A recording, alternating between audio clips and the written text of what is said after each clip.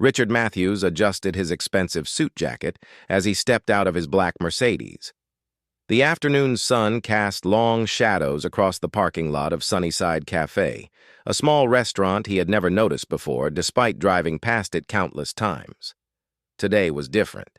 Today he was desperate.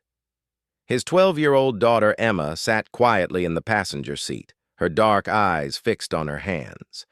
She hadn't spoken a word since the accident 3 years ago.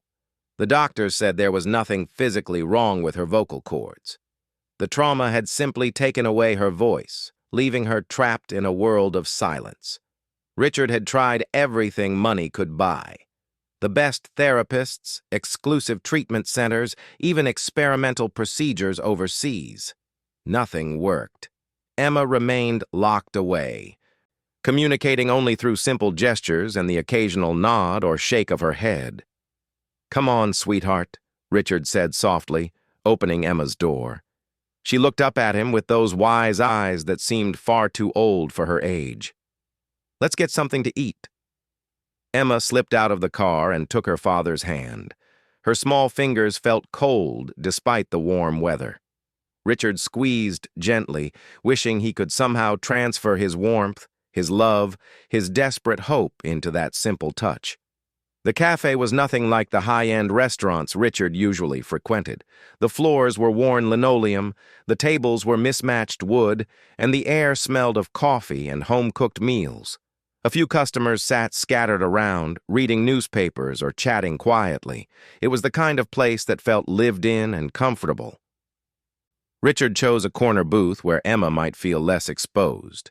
She slid into the seat and immediately picked up a sugar packet, turning it over and over in her small hands. It was something she did when she felt anxious, a habit that broke Richard's heart every time he saw it. A young woman approached their table with a warm smile. She appeared to be in her early 20s, with kind brown eyes, and her hair pulled back in a simple ponytail. Her name tag read Maya. She moved with the easy confidence of someone who genuinely enjoyed helping people. "Good afternoon," Maya said cheerfully. "Welcome to Sunnyside. I'm Maya, and I'll be taking care of you today. Can I start you off with something to drink?" Richard was about to order when something extraordinary happened. Maya's eyes met Emma's, and her expression changed.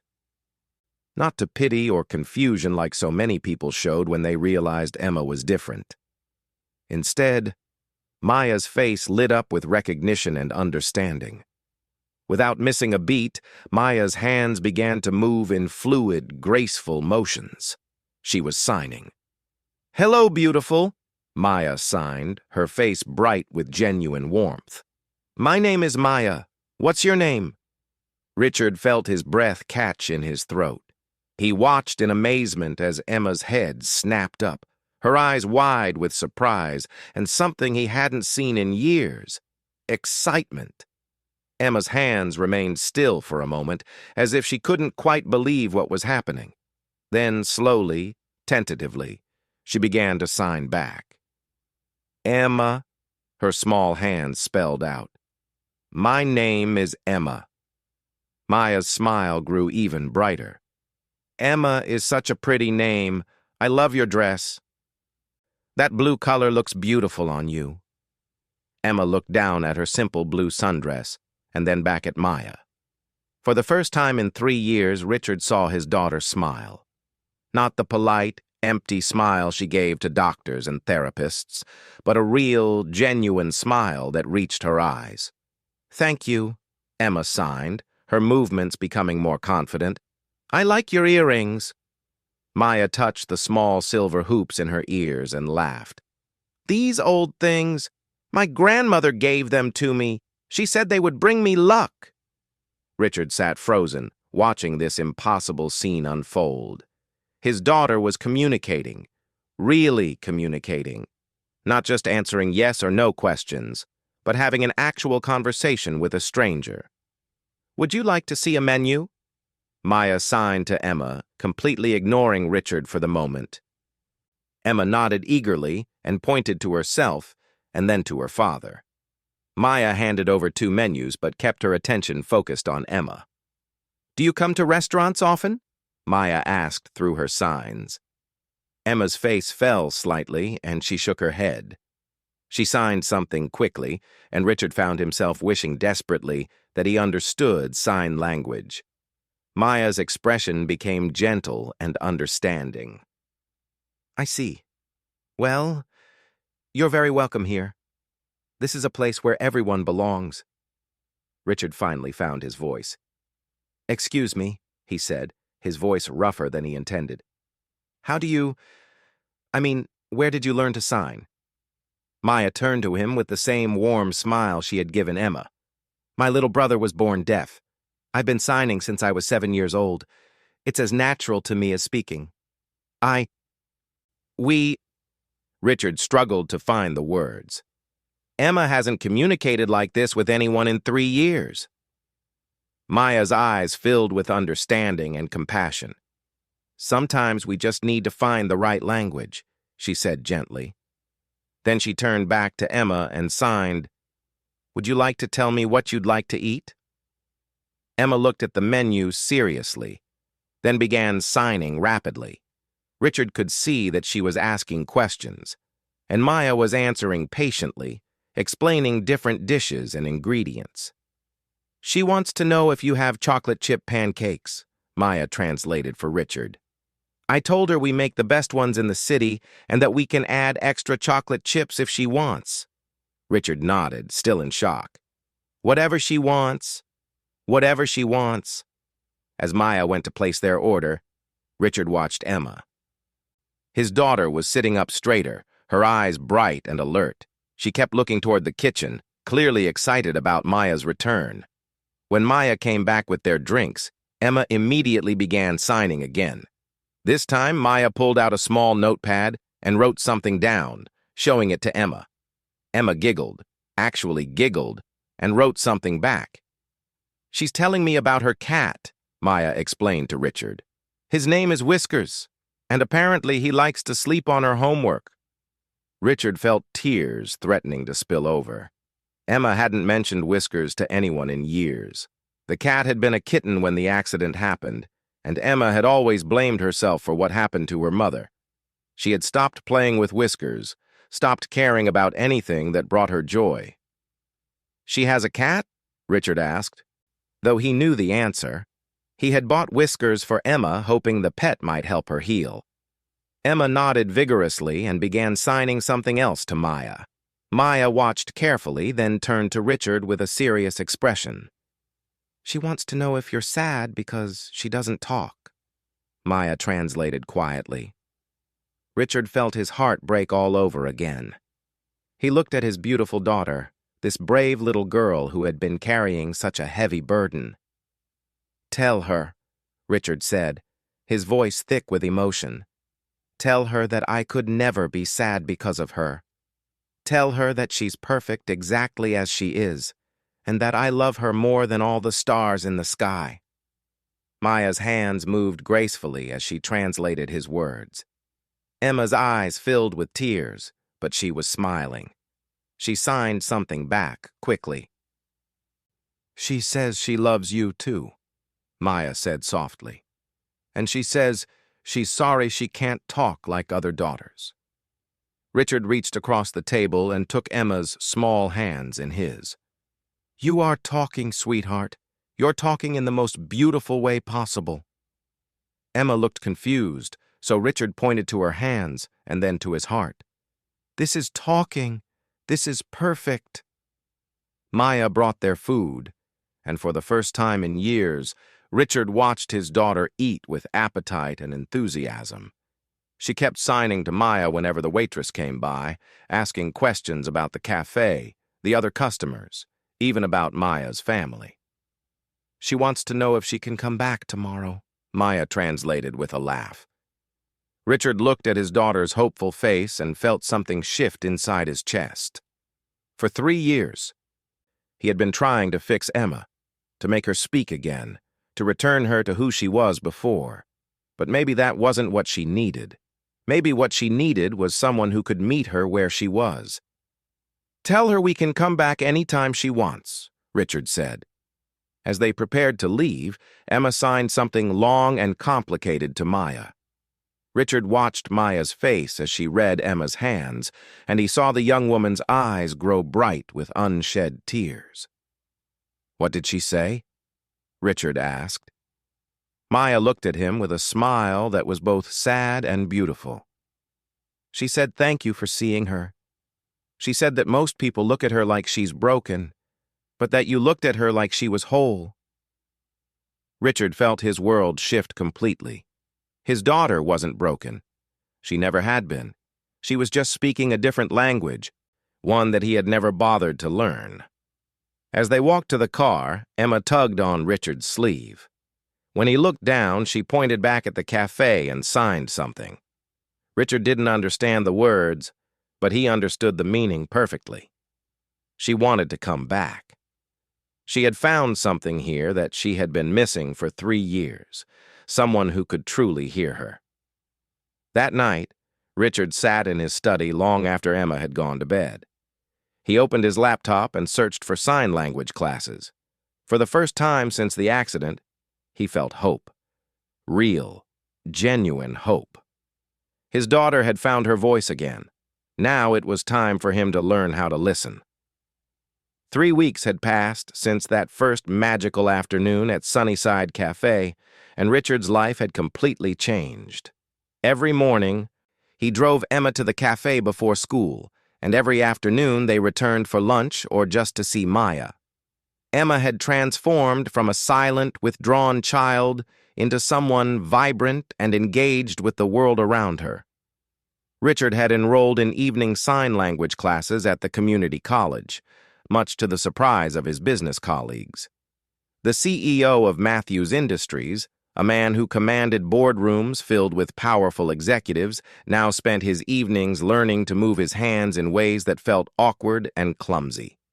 His instructor, Mrs. Chen, was patient but demanding. "Sign language isn't just about moving your hands, Mr. Matthews," she would say. "It's about expressing your heart through your movements. Your daughter will feel the difference between signing with your head and signing with your soul." At first, Richard's progress was frustratingly slow. His fingers felt thick and uncooperative, and he constantly forgot basic signs. But Emma was patient with him, gently correcting his mistakes and encouraging his efforts. Sometimes she would take his hands in her small ones and guide them through the proper movements, her face serious with concentration. Maya had become more than just a waitress to their family. She was Emma's bridge back to the world, and she had begun teaching Richard some basic signs during their daily visits. She never made him feel stupid for his mistakes, instead celebrating every small victory. "You signed good morning perfectly today, Mr. Matthews," Maya said one Tuesday afternoon as she brought them their usual order. "Emma was so proud of you. Look at her face." Richard looked at his daughter, who was indeed beaming with pride. She signed something quickly to Maya, who laughed. "She says you're getting better every day and that soon you'll be able to have real conversations together," Maya translated. "She also says she's proud to be your daughter." Those words hit Richard like a physical blow. For so long, he had worried that Emma was ashamed of their family's tragedy, ashamed of her silence, ashamed of him for not being able to understand her.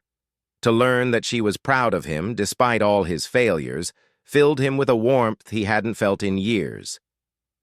One afternoon, Maya approached their table with an unusual expression on her face, part excitement, part nervousness. "Mr. Matthews," she said, glancing between him and Emma, "I wanted to ask you something. There's a deaf community center downtown that hosts family events every Saturday. They have activities for children and classes for parents. I thought, well, Emma might enjoy meeting other kids who sign." Richard's first instinct was to refuse. The idea of exposing Emma to strangers, of putting her in an unfamiliar environment, made him anxious. But then he looked at his daughter, who was signing rapidly to Maya, her eyes bright with interest. "She wants to go," Maya said softly. "She's asking if there will be other children there who won't think she's weird." Richard felt his chest tighten. Does she think people find her weird? Maya's expression became gentle but honest. Children are very aware of how others see them, Mr. Matthews. Emma is incredibly smart and perceptive. She knows that many people don't understand her, and that makes them uncomfortable. At the community center, she would be just like everyone else. That Saturday, Richard drove Emma to the Riverside Deaf Community Center with his stomach in knots. The building was smaller than he had expected, with bright murals painted on the outside walls depicting hands in various sign language positions. Inside, the atmosphere was warm and welcoming. Children of all ages were running around, their hands flying in animated conversations. Adults stood in groups, signing and laughing, completely at ease in their silent world. Emma clung to Richard's hand at first, overwhelmed by the activity around them. Then a girl about Emma's age approached them. She had curly red hair and freckles, and she signed something to Emma with a friendly smile. Emma hesitated for a moment, then signed back tentatively. The girl's face lit up, and she grabbed Emma's hand, pulling her toward a group of children who were working on an art project. Richard watched in amazement as Emma was immediately accepted into the group. No one stared at her with pity or confusion. No one spoke slowly or made exaggerated gestures. She was just another child, and for the first time in years, she looked like she belonged somewhere. First time here? Richard turned to see a man about his own age approaching. The man was signing as he spoke, and Richard caught a few familiar words. Yes, Richard replied, then awkwardly attempted to sign the same word. My daughter Emma. She hasn't been around other signing children before. The man smiled kindly. I'm David, he said, signing along with his words. My son Jake is the one with the blue shirt over there. He was born deaf. We've been coming here for 5 years. Richard introduced himself and explained Emma's situation. David listened with understanding and compassion. Trauma-induced selective mutism, David nodded. We see it sometimes. Children who choose silence as protection. The beautiful thing is that Emma has found her voice again, just in a different language. I'm trying to learn, Richard said, showing David his basic signing. It's harder than I expected. David laughed. Everything worthwhile is hard. But look at your daughter. Richard turned to see Emma in the center of a group of children, her hands moving rapidly as she told a story. The other children were laughing and responding, completely engaged. Emma's face was radiant with joy. She's not broken, Richard, David said quietly. She's just different. And different can be beautiful. A woman approached them, David's wife, Sarah. She was deaf, and she signed something to David, who translated. Sarah wants to know if you'd like to join the parents' support group. We meet every Saturday while the kids have their activities. It might help to talk to other parents who understand what you're going through. The support group was a revelation. Richard met parents from all walks of life who had children with various communication challenges. Some children were born deaf, others had lost their hearing due to illness or accident, and a few, like Emma, had chosen silence as a response to trauma.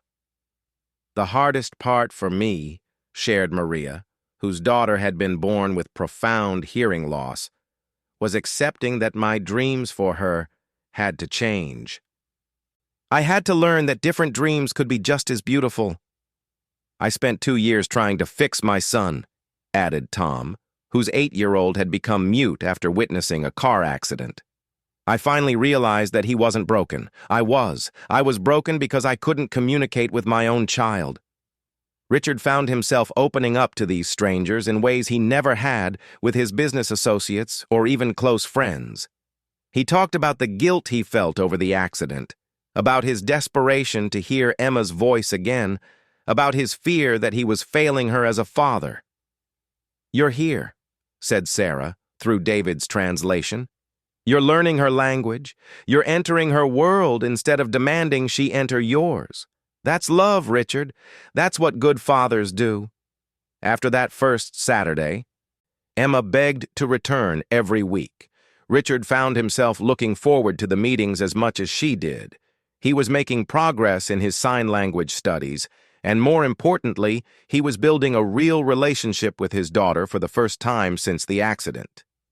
One evening, as Richard was practicing signs in his study, Emma appeared in the doorway. She signed something complex, and Richard struggled to understand. She repeated it more slowly, and gradually he began to make out the words. "Can you tell me about Mommy?"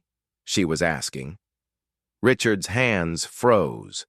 They had never talked about the accident, about Emma's mother, about that terrible day that had changed everything.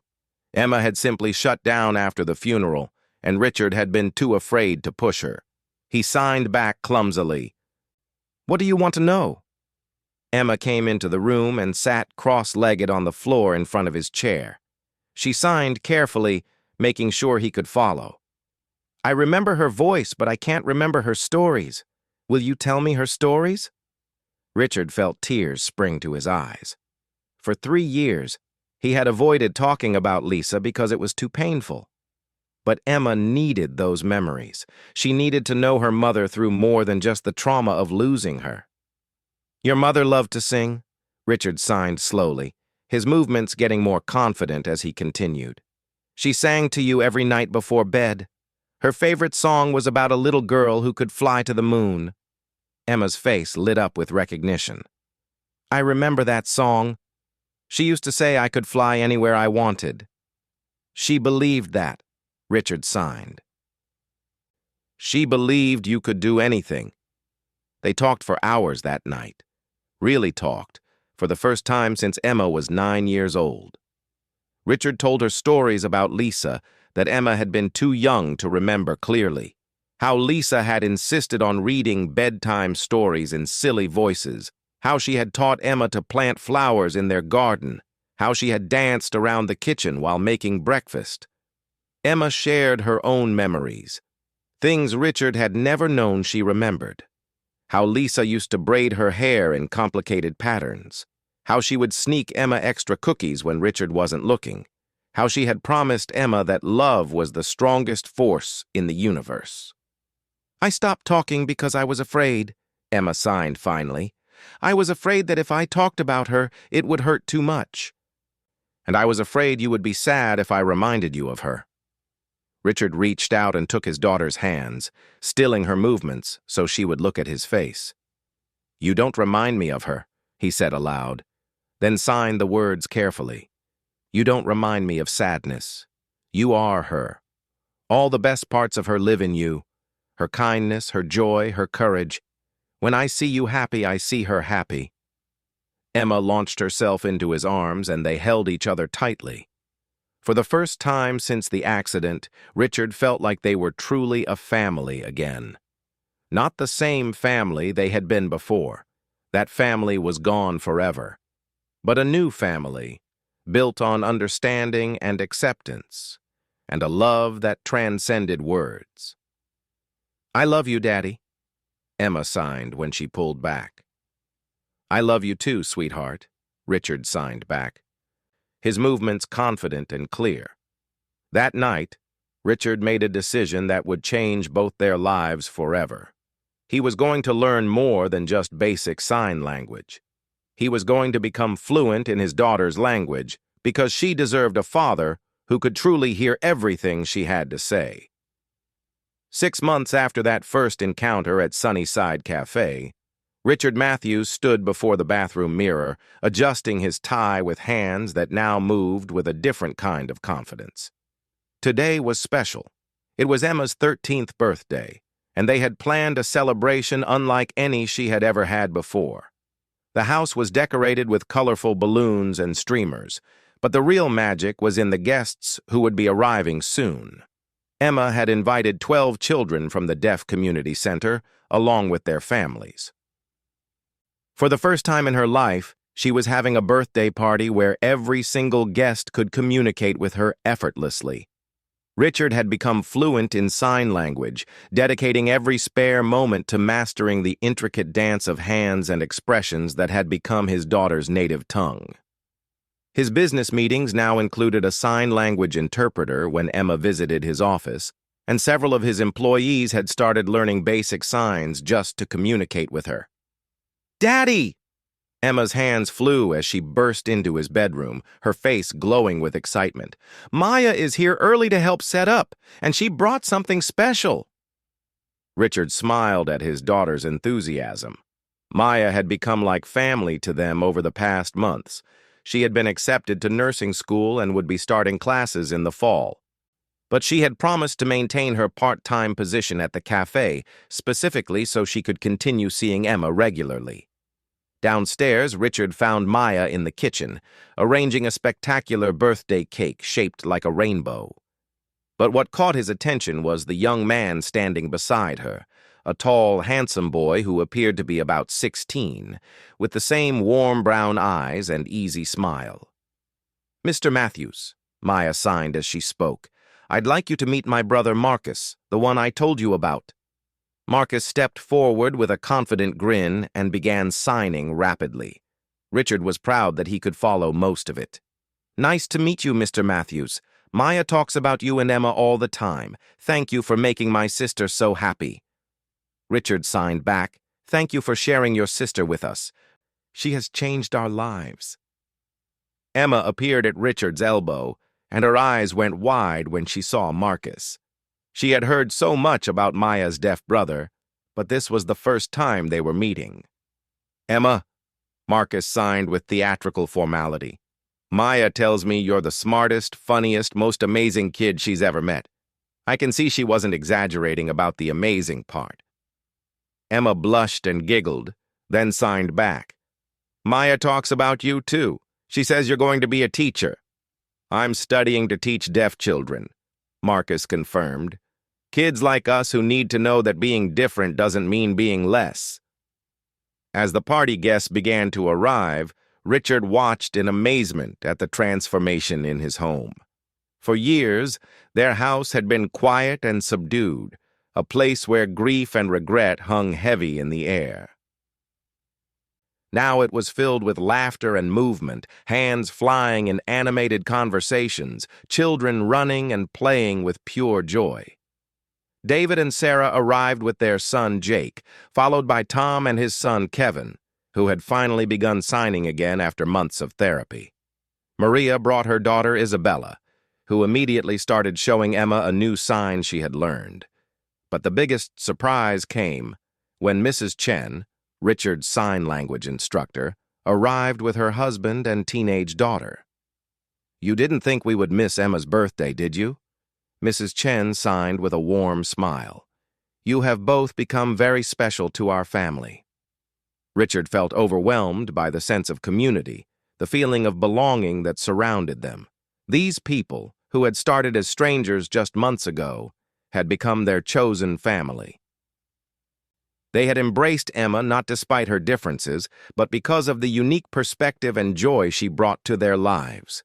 The party games were unlike anything Richard had ever experienced.